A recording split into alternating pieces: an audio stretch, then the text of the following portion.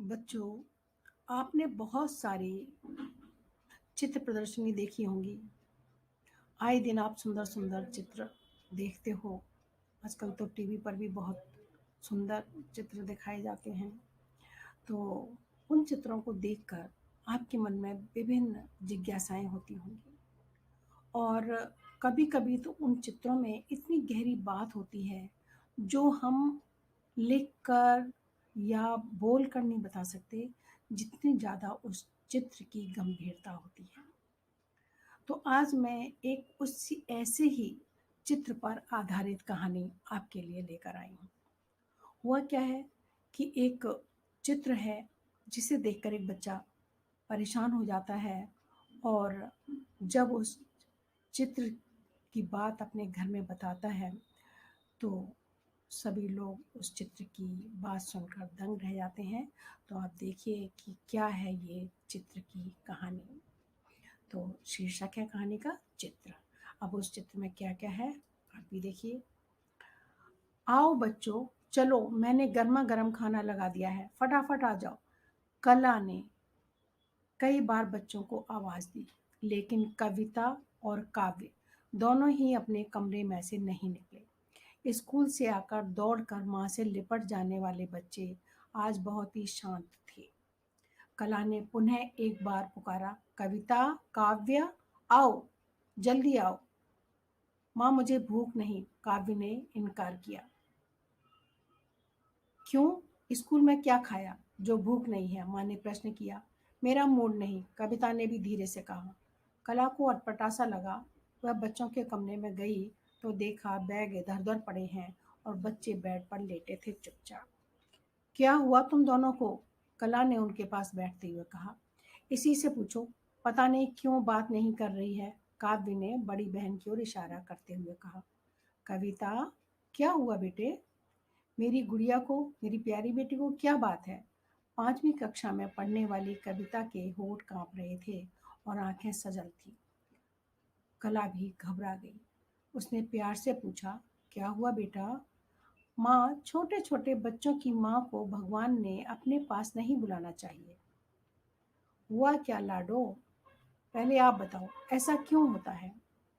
ऐसा सब जगह तो नहीं होता बेटा, देखो मैं हूं ना तुम्हारे पास, लेकिन सबके पास तो माँ नहीं होती। माँ तो जन्म देती है, वह तो सबके पास होती है। नहीं माँ, सबकी माँ नहीं होती, जैसे इसकी। कहते हुए कविता ने हाथ में पकड़ा हुआ थोड़ा मोड़ा कागज सामने रख दिया। कला ने जल्दी से उस कागज की परतों को खोलकर सीधा किया, टेबल पर फैलाकर देखा। छोटे से कागज पर आड़ी तिरछी रेखाओं में एक औरत का आकार बना था। दोनों फैले हाथों के साथ एक गोलाकार आकृति बनाई हुई थी। उस पर किसी ने नन्हे हाथों से लिखा था माँ, और उस गोले में सिमट कर लेटी थी एक छोटी सी बालिका। गोले के बाहर उसने अपनी नन्ही नन्ही चप्पल उतार कर रखी हुई थी कि कहीं माँ का आंचल उनसे गंदा न हो जाए। कला तो उस अभिव्यक्ति को देखकर मौन हो गई। शब्द बेजान हो गए, उनके अर्थ कहीं दूर उड़ गए। स्तब्ध नैनों से बेटी कविता को निहारती रह गई। दोनों एक दूसरे को देखती रह गईं। पता नहीं कब और कैसे आलिंगनबद्ध हो गईं। दोनों की आंखों से बहते आंसुओं ने उन्हें अपनी संवेदना में समेट लिया था। जो बात एक पुस्तक नहीं कह सकती, उसे एक छोटी सी तस्वीर कह सकती है। यूं तो शब्दों के अर्थ भी लोग अपनी अपनी संवेदनाओं के अनुसार ही ग्रहण करते हैं, लेकिन चित्रों की मार्मिकता हृदय पर प्रहार करती है। इस चित्र ने क्या क्या न दिखा दिया। माँ का महत्व। एक माँ का चित्र भी बच्चों के सुख के आगोश में ले सकता है। माँ की कल्पना ही बच्चे के लिए सुकून है। माँ बेटी या बेटे का संबंध जो मरने के बाद भी खत्म नहीं होता, बल्कि उसकी सोच भी इस रिश्ते को और घनिष्ठ कर देती है। माँ की चाहत ही बच्चों का अरमान होता है, उसका संसार होता है, उसका सुख और ऐश्वर्य होता है। भावनाओं का आवेग थमने पर कला ने कविता को प्यार किया, उसे खाना खाने के लिए आग्रह किया। दोनों चुपचाप डाइनिंग टेबल पर आ गए। दूसरी कक्षा में पढ़ने वाले काव्य ने भी उनका साथ दिया। कविता का कोमल हृदय अभी उस वेदना से निकल नहीं पाया था। वह अभी भी उदास और चिंतित थी। कला ने उससे पूछा, यह चित्र तुम्हें कहाँ से मिला? मेरी सहेली ने दिखाया था। हम इसे देख ही रहे थे कि एक लड़के ने हमसे छीन कर इसे तोड़ मरोड़ कर फेंक दिया। तुमने उससे कहा नहीं कि कितना सुंदर चित्र है? माँ, मैंने उसे गुस्सा भी किया और कहा भी कि इसे देखो तभी तो समझोगे इसे। इस पर वह हंसने लगा और बोला, यह न कोई चित्र है, न कला, न कृति। कविता ने उसकी शिकायत में मैम से की और मैम ने उस चित्र को देखा और कक्षा कक्षा में सबको दिखाया। माँ, मैम ने इस चित्र की बहुत तारीफ की और उस बच्चे को भी डांटा भी था जिसने इसे तोड़ मरोड़ दिया था। तुम्हारी मैम ने सही कहा, बिना रंगों के भी यह कितनी सुंदर तस्वीर है ना माँ? कविता ने उत्सुकता से पूछा। हाँ बेटी, चित्रकारी भी विचारों की अभिव्यक्ति का एक माध्यम है। चित्र तो जरा सी आकार से ही बहुत कुछ कह जाते हैं।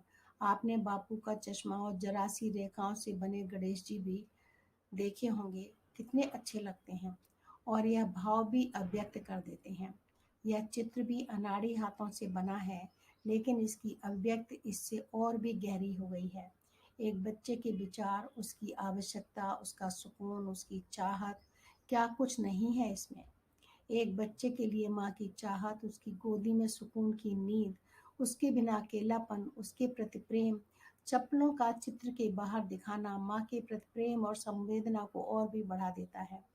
माँ के लिए कितना आदर है, कितना प्यार है कि वह माँ की आंचल में चप्पल उतार कर जाती है।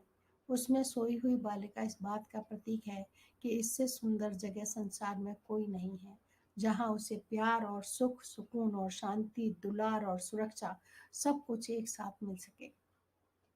ऐसा स्थान संसार में सिर्फ माँ की गोद ही हो सकती है। इसकी कमी कोई भी पूर्ण नहीं कर सकता।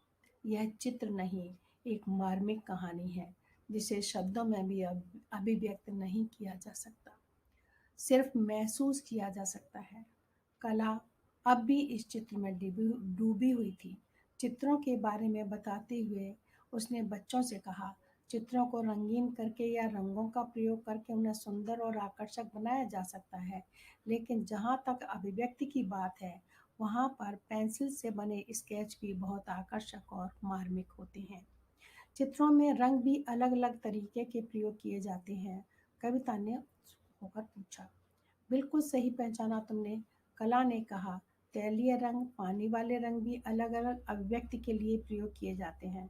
चित्रों का, कविताओं का, निबंधों का, कहानियों का एक प्रमुख मकसद होता है विचारों की अभिव्यक्ति, उन्हें प्रकट करना, प्रस्तुत करना, एक उद्देश्यपूर्ण रचना बनाना। यह एक विशिष्ट कला है। जो इसे सीख लेता है वह भी कलाकार बन जाता है। जो इसे समझ ले वह सहृदय पाठक जैसे तुम लोग। आज के समय में इनकी बहुत आवश्यकता है क्योंकि इसकी कमी होती जा रही है।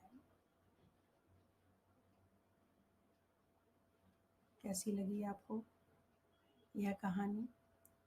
अब आप जब भी कोई चित्र देखेंगे तो उसके भाव को भी पकड़ने की कोशिश करना, क्योंकि चित्र भावों की बहुत बड़ी अभिव्यक्ति होते हैं, उसके भावों को दिखाते हैं। तो मुझे भी लिखो कैसी है यह कहानी और आपको कैसी लगी।